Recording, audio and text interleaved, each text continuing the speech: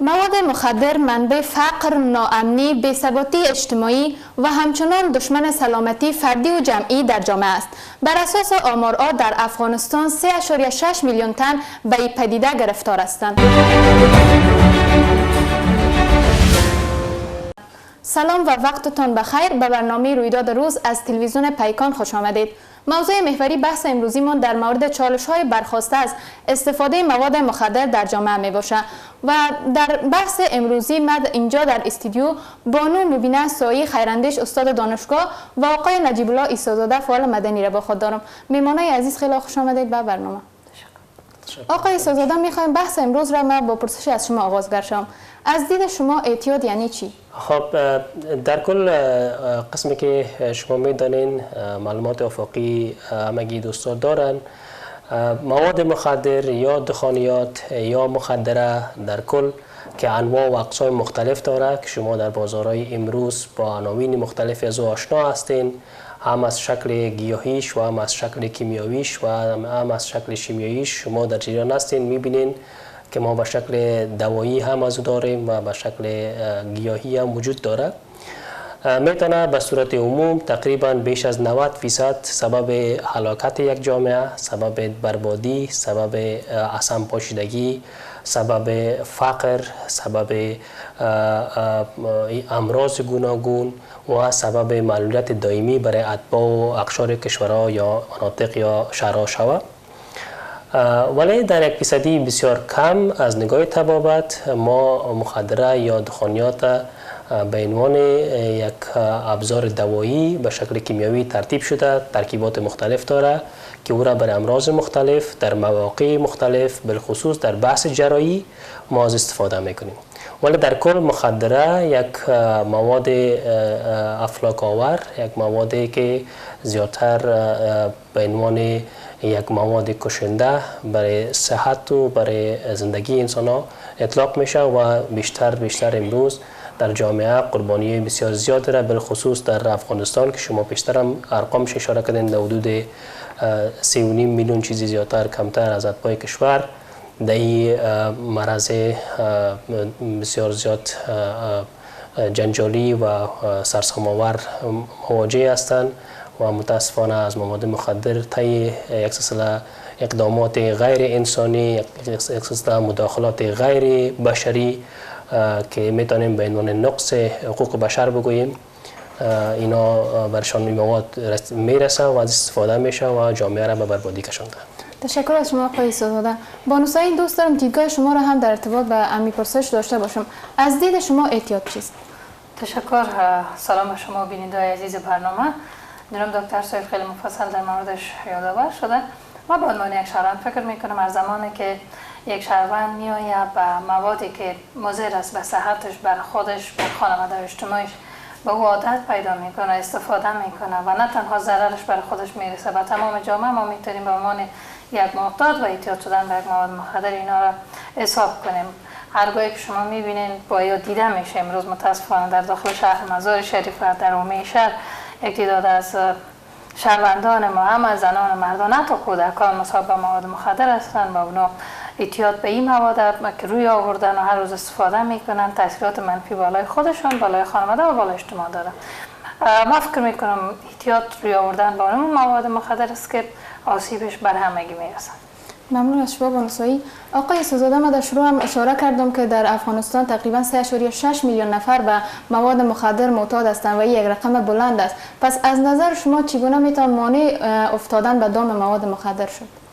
خب یک برنامه بسیار دراز مدت نیاز داره، یک مکانیزم درست یا یک طرح و یک برنامه و یک پلان مشخص به خاطر جلوگیری از شیوع مواد مخدر و از شیوع امراضی که توسط مواد مخدره اگر واضح‌تر بگوییم مثل که نمی‌فعلا از عناوین مختلف مثل تابلت های مختلفی که به نام تابلت کا در بازار وجود داره، خودش یک نوع خطرناک، یک از خطرناکترین مخدرات است که از ترکیب چند نوع مواد گیاهی مختلف ساخته میشه و همچنان از انواع مختلف دخانیات مثل پودر و شیشه و مثل تریاک و چرس و سایر پایدگی که وجود داره در بازار امروز به شکل اشکال مختلف در بازار امروز عرضه میشه، این نیاز به یک سلسله اقدامات جمعی، اقدامات پلان شده، تکنیکی، مسلکی و به موقع نیاز داره. جامعه افغانی متاسفانه درگیر چندین بلاها در شرایط کنونی هست. یکی از جنجال‌های اساسی موضوع جنگ و ناامنی است که ما در یک حالت بسیار زیاد خراب جنگی قرار داریم و تمامی قوت دولت، چی از بخش سکتور نظامی است، چی از سکتور تعلیمی و تربیتی و تحصیلی است، چی از سکتور اقتصادی است و سکتور فرهنگی و کلتوری و سکتور صحی است، تمامی این نهادها درگیر جنگ است و درگیر امروزه درگیر تلفات و درگیر مصارف بسیار زیاد اقتصادی است. بحث دومش بحث فقر است که ما در یک معرض بسیار خطرناک از فقر و گرسنگی قرار داریم. سال خشکسالی است، مردم ما امروز نان نداره و همگی در حالت بسیار بد اقتصادی زندگی میکنه.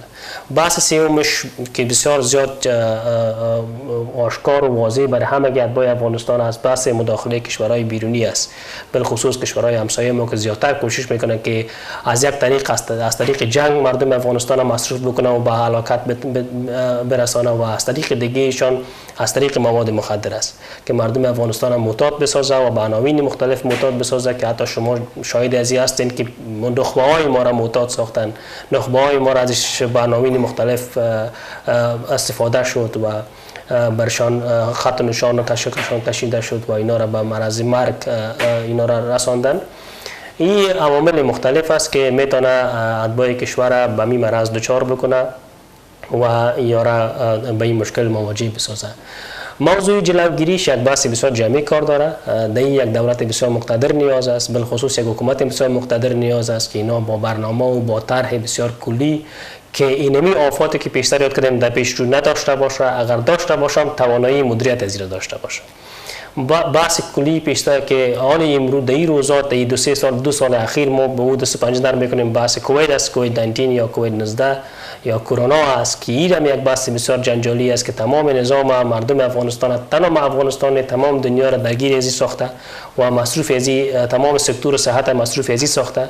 بنابراین ما از نگاه توسعه محیطی یک مقدار مشکلات فعلا داریم و با این مشکلات داریم دست پنجه نرم میکنیم.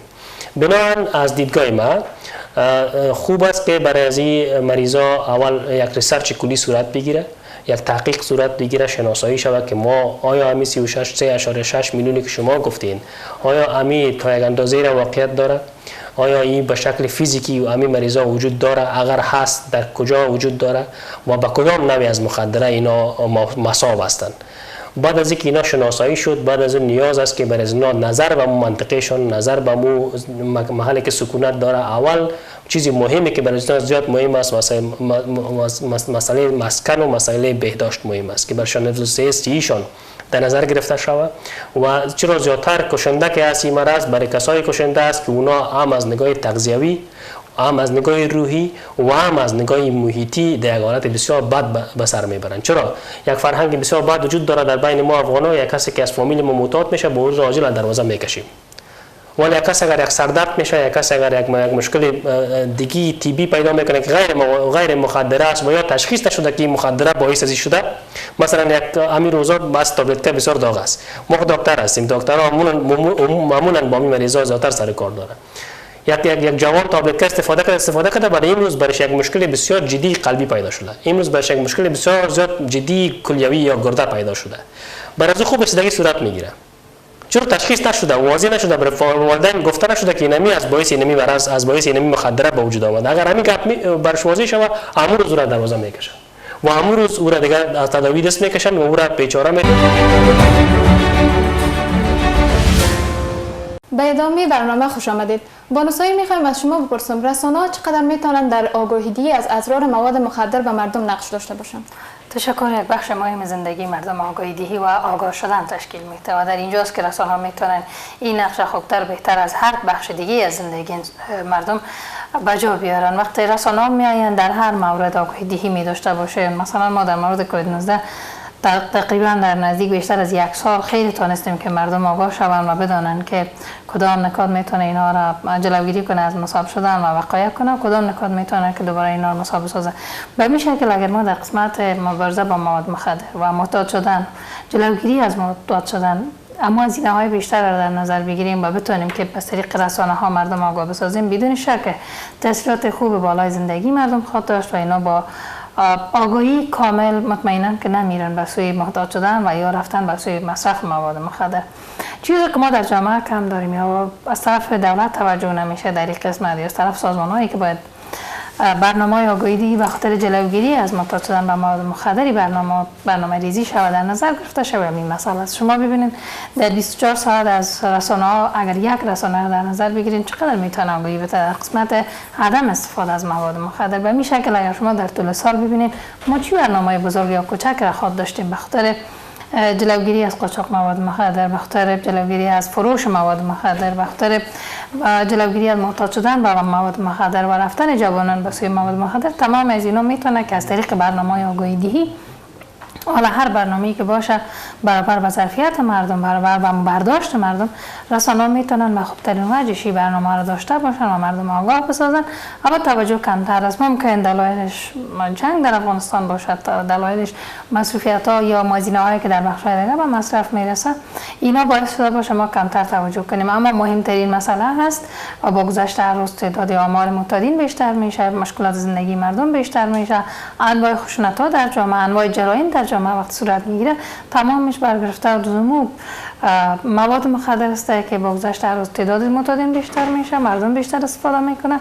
زمانی که یک معتاد دیگه کار پیدا نمیکنه، معلوم دست به هر جرم میزنه، چی در خانواده چی در اجتماع. ما میتونیم که از طریق رسانه‌های پدیده‌های منفی را حداقل کاهش بدیم و بیشتر خانواده را آگاهی بدیم، نسل جوان آگاهی بدیم تا با تعداد آمار معتادین اضافه نشه. ممنون از شما. آقای عیسی‌زاده، استفاده مواد مخدر چه پیامدی را میتونه به جوانان داشته باشه؟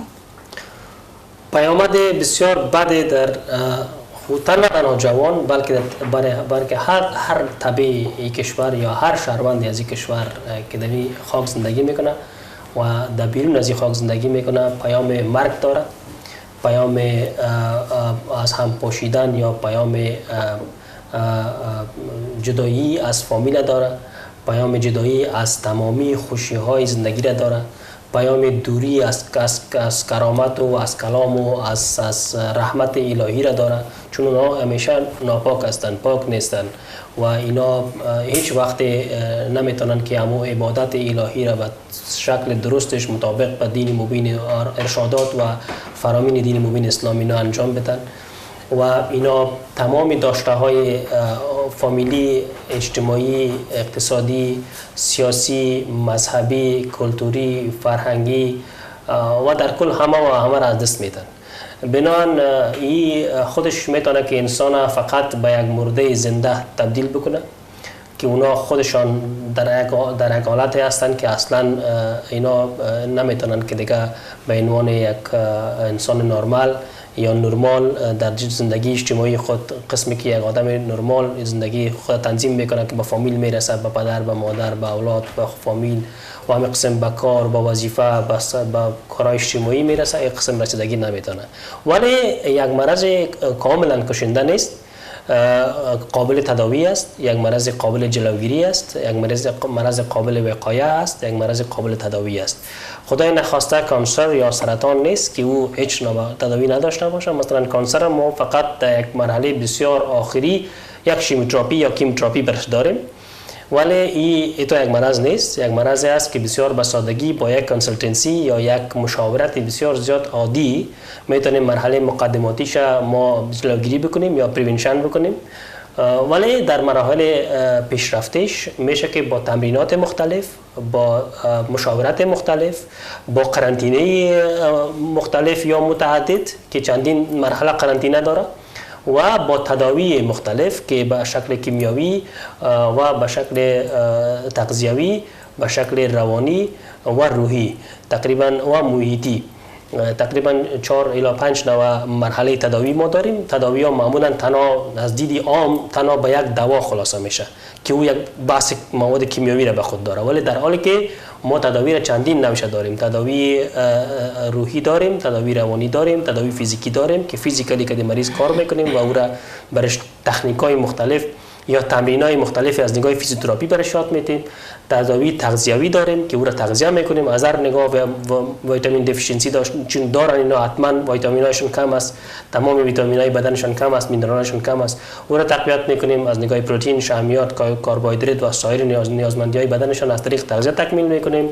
در پالویش باز در مرحله دیگهش باز مرحله تداوی دوایی است که تداوی دوایی را بر شروع میکنیم. تداوی دوایی را باز به شکل گریجوالی ما میگیم یا به شکل همینطور سلسله به سلسله یا قدمه به قدمه برش تداوی صورت میگیره و بعد از اینکه مرحله میاد خود یک مریض تکمیل میکنه، بعد از او از حالت ناپاکی به حالت پاک تبدیل میشه، دوباره ما یک شخص نرمال میشه و دوباره میتونه به زندگی نرمال خود به شکل به انسان یک آدم عادی ادامه بده و امورات روزمره را به شکل عادی منیج بکنه یا کنترل بکنه. بسیار تشکر. بانو سایه میخوایم از شما بدانم اعتیاد به مواد مخدر چه نقشی را میتونه در افزایش آمار خشونت علیه زنان داشته باشه؟ خب بدون شک وقتی که یک کس معتاد میشه به این معناست که دیگه اداره و کنترل خودش اما قهرش یا خوبیش یا خوشیش در اختیار خودش نیست. زمانی که شما با یک معتاد مواد اختیارش میگذارین، یک آدم عادی میشه که به نظر خودش راحت است، اما از نظر خانواده و جامعه یک آدم است که دیگه از او کاری هم ساخته نمیشه. اما زمانی که با یک معتاد مواد نمیرسه، تجربه نشان داده که دست به هر عمل خشونتباری هم میزنه. اکثر قضایا خشونت وقتی که در نادای عمومی زنان مراجعه میکنن، بیشترینش متاسفانه قضایا برمیگرده به معتاد شدن اعضای خانواده، خصوصا مرد خانواده یا پدر خانواده به مواد مخدر است. وقتی یک معتاد کار از او ساخته نمیشه، وقتی نفقه خانواده رو دادن نمیتونه، وقتی برای خودش هم پول برای مصرف مواد مخدر نداره، بدون شک یگانه راهش از دست دادن هم دارویی ابتدایی هم اگر در خانواده باشه، مثل فروش وسایل و اجناس در خانه یا حتی فرزندایشانه. من قضایی رو خبر دارم که معتادین حاضر میشن فرزندای خود بفروشن و از او بتونن امرار رعایت کنن یا حداقل مواد خود به دست بیارن. اینا تمامش انواع خشونت است که شامل خانواده ها میشه. متاسفانه هر زمان که آمار بلند میره، این خشونت ها هم بیشتر میشه. از یک معتاد نمیتونیم ما بسیار توقعی خوب داشته باشیم در زندگی، به خانوادهش خوب میفهمه، ولی یک معتاد میتونه که عادتش، برخوردش، عملکردش در خانواده تاثیر منفی داشته باشه. هرگاه مادر خانواده یا کودک مورد خشونت قرار میگیره، تاثیرات ازی بر سال بر آینده، بر نسل بعدی میتونه که باقی بگذاره. پس آمارا نشان میده که بیشترین قضایا کسایی هستن که مرد خانواده یا پدر خانواده، نفقه‌دهی خانواده معتاد به مواد مخدر بوده و وقتی که خانواده توقع نفقه از اینا میکنه، اینا دست به اعمال خشونت آمیز میزنن. ممنون از شما بانو سایی. آقای سازاده شما بگوییم که موجودیت کشتزارهای کوکنار تا چند اندازه میتونه در گرم نگه داشتن میادین جنگ مؤثر باشن؟ 100% تاثیر خود داره. حتی از نگاه شرعی هم یک کلان مشکل داره. خداوند متعال در قرآن مبارک هم گفته که شما هر چیز به اندازه، هر چی که نیاز دارین به اندازه، در هر کاری که اسراف شوه او حرام میشه. هم از نگاه شرعی، هم از نگاه اجتماعی، هم از نگاه قاعده انسانی و جهانی. بنابراین کشت کوکنار به یک اندازی بسیار یک چیزی بسیار جالبه که من یک روز که از مولوی سیدان بحث کردم میره. یک منطقه رفتیم که بسیار یک زمین زیاده ای کوکنار کشت کردن و ما سوال کردیم که مولوی صاحب خودت مولوی است، هر روز مردم نماز میتی چرا میکارا میکنی؟ حالا این قرآن مبارک گفته که شما مشکل نداره کشت کنید. خب گفتیم ایره خب اندازه گفته دیگه، به خاطر یک دوا گفته. درست است، ما پیشتر میاد کردیم ما به خاطر مسائل طبی نیاز به مخدرات داریم که او را مثلا به خصوص واضح‌تر بگویم در مریضایی که ما مریضای عملیاتی داریم در بخش جراحی نیاز داریم که مواد دوای مختلف فرمولیت شده است، کس را معتاد نمیکنه ولی همون ساعت میتونه که یک ساعت را بهش کنه که ما در اون ساعت یک مداخله جراحی بکنیم. در اینجا نیاز است. ولی این دیگه به این اندازه نیاز نیست که تو یک پیکان بسیار کلان تقریبا چند جریب زمینی را کشت بکو و از یک کلان وحشت بساز و زندگی هزاران خانواده به چالش بکش. این کفر است، هم از نگاه انسانی، منطق انسانی، هم از نگاه شرعی و هم از نگاه قانونی. سه اصولی که ما شما به او پابند هستیم. در هر سه اصول کفر است. بنابراین کسی که کشت میکنه کوکنار، کسی که کوکنار پروسس میکنه، کسی که مواد مخدر کوکنار نه، مواد مخدر در کل الکل، هیروئین، چرس، پودر، تابلت کا و چیزی که شما میشناسید در بازار یا رایج شده فعلا. حالا خود رسانه‌ها بسیار زیادانه رسانه‌های بسیار معتبر رسما تبلیغاتش میکنن، به شکل رسانه بسیار زیاد وسیع تبلیغاتش میکنن، چون منافعشون است، مافیا هستن، اینا کار خود میکنن. بنابراین دیدگاه ما بین یک دکتر چیز، هر کسی که یک دانه کوکنار را میکاره فکر بکنیم که یک فامیل مکمل منهدم ساخت، مکمل یک فامیل مکمل زندگیش فرو ریخت، یک دانه یک کوکنار، یک غوزه کوکنار. این دیگه شما میره مقایسه کنید که اگر یک پایکار باشه، یک جریب باشه و ده جریب باشه و هزار جریب باشه، فکر کنید یک کشور مکمل منهدم ساختی. بنا تاثیرات 100% بالای روحیه یک ملت، بالای روحیه یک نظام، بالای روحیه یک کشور داره. ما میتونه یک کشور با اینمی عظمتش، با اینمی سه قوایش به چالش بکشه و تمام یک کشور با اینمی اقتدار چندین هزار سالش میتونه به خاک خون یکسان بکنه. که امروز افغانستان هم متاسفانه جزء کشورهای جهان سوم است و یکی از بلاهایی که بالای افغانستان فعلا تعمیل شده و این افغانستان فعلا به عنوان یک حقیقت انکارناپذیر وجود داره، بحث مواد مخدر است که روز به روز از جوانای ما، از مادرای ما، از خواهرای ما، از برادرای ما، از پدرای ما، از تمام از اطفال ما قربانی میگیره و به شکل یک سونامی خاموش که هیچ کسی متوجه از این نیست. شما مراجعه بکنید به قبرستان‌های اطراف مزار شریف که چی وضعیت در وجود داره. مردم ها در قبر زندگی میکنن خاص به خاطر از اینکه زنده بودن و ایتو بیرحم مردم هم داریم که خاص خاطر یک پوری که از که شاید در حدود 30 الی 40 افغانی یا 50 افغانی است، خاطر نمو زندگی یک خانواده را به گرو گرفته و این بدبختی ما است. این بدبختی ما مردم افغانستان است که ما هنوز نتونستیم خاطر یک 50 روپیه زندگی یک کس را نجات نمیدیم هنوز خاطر یک 50 روپیه یا 30 روپیه زندگی یک کس را به باد فرا میدیم و دولت ما متاسفانه بگوییم که در این راستا کاملا ناکام است، هیچ نوع کار درست نکرده. اقدامات شده بسیار اندک است، اقدامات زیاد نشده، اقدامات وسیع نشده که جلوی از گرفته شود، در حالی که امکانات ما داریم میتونیم به امکانات بوده باشیم. توقع ما این است به عنوان یک جوان، به عنوان یک مسلکی طبی یا یک کارمند طبابت که در این راستا اقدامات جدی، سریع، پلان شده، تکنیکی و مسلکی صورت بگیره تا که بتونیم در ارقام ازی کاهش پیدا شود و دولت افغانستان بالخصوص از قوه اجرایی ما، تقاضای ما بالخصوص از پلیس، از امنیت ملی، نهادهای کشفی، تقاضای ما می است که هرچی عاجل عاملین از این پدیده شوم که عامل همی شده، حالا ما شما در مرض یک چیزی سبب میشه، عاملش است که مرض تولید میشه. تا یک چیز عامل نباشه مرض نیست. بنابراین یک انتان، یک میکروب، یک باکتریای، یک پرازیت، یک ویروس مداخله میکنه در یک عضو، در یک ارگان بدن که او بدن او ارگان به یک دفکت یا به یک مشکل مواجه میشه که باز علائم میده که باید سردردی یا کمردردی یا دلدردی یا یک دیگه است که باز عاجل مطابق با علائم کلینیکی و مطابق تشخیص لابراتوری بر از باز اقدامات صورت میگیره. بنابراین عاملین از این باید خشک شود. کسایی که پودر تولید میکنه، کوکنار را تولید میکنه، الکل را تولید میکنه یا وارد میکنه از کشورهای بیرونی و میاره به دست اینمی تو 4 تا اتباع کشوری که بسیار از خود خبر نه، از آینده خود خبر نه، جوانای احساساتی از آینده خود خبر نه، برازی میته و زندگی یک خانواده را برباد میکنه. اول اینا باید خشک شود، بعد از تداوی مریضا صورت بگیره. شما مطمئن باشین اگر ما شیرنا یه خشک بکنیم در ظرف 1 سال میتونیم که تمام این مرض از کشور خود شکن کنیم که متاسفانه ما شاید هم که در سالها نتونیم به خاطر از اینکه شما میفهمین که افغانستان یک کشوری است که همیشه درگیر این منازعات داخلی وجود بوده و هست. تشکر. بسیار تشکر. به عنوان آخرین پرسش میخوام از شما بشنوم بانسایی چگونه میتونه مانع خرید و فروش مواد مخدر در جامعه شد؟ تو جایی که مردم شاهد هستند خرید و فروش مواد مخدر توسط افراد عادی صورت نمیگیره. یعنی مثل فروش پیاز و کچالو ترکاری میوه نیست که فروخته شده و هر کی بره از روی خریداری کنه. متاسفانه دستای خیلی قوی تر و حمایت‌های خیلی کلان پشت سر فروش مواد مخدر جریان داره. گزارش‌هایی که رسانه‌ها قبلا تعقیب کردن و به نتیجه تا نرسیدن، کس حاضر نشد به پاسخگویی نه تنها در بخت در کل افغانستان حتی در کشورهای بزرگ جهان می بوده که دستای خیلی بزرگ قوی و صاحب صلاحیت بر فروش ازی دخیل هستند و این دستا تونسته که تا به امروز از پول مردم و از خون مردم استفاده کنه. اگر قرار باشه که ما جلوی فروش مواد مخدر بگیریم، باید حکومت افغانستان مداخله کنه برای کسایی که هم اعتماد دارن نزد حکومت، هم صلاحیت دارن و هم خودشان عامل فروش مواد مخدر، قاچاق مواد مخدر هستند در افغانستان. آدرس ها به همه معلوم است، پلیس و امنیت خیلی واضح میدانند که با کیا دست دارن به این کار و اینا میتونن به این آدرس ها مراجعه کنن. اما یگانه چیزی که متاسفانه در افغانستان همیشه جلوی مافیا را نتونسته که بگیره، حمایتش کنه، فساد اداری و مالی را در افغانستان نتونسته که جلوش بگیره، جنگ ها را نتونستن که جلوش بگیرن یا مهار کنن. اما مصلحت های داخلی در این وطن است. ما کمتر به قوانین باور داریم، بیشتر ضوابط روابط در اینجا دستکاری میشه و متاسفانه اونایی را که ما دلسوزی وطن میگیم اقتدادش، البته همه‌شان نه اقتداد دلسوز وطن نه، بلکه منافع خودشان در بودن در کنار مردم است و اینا به خاطر سرمایه خودشان کار میکنن.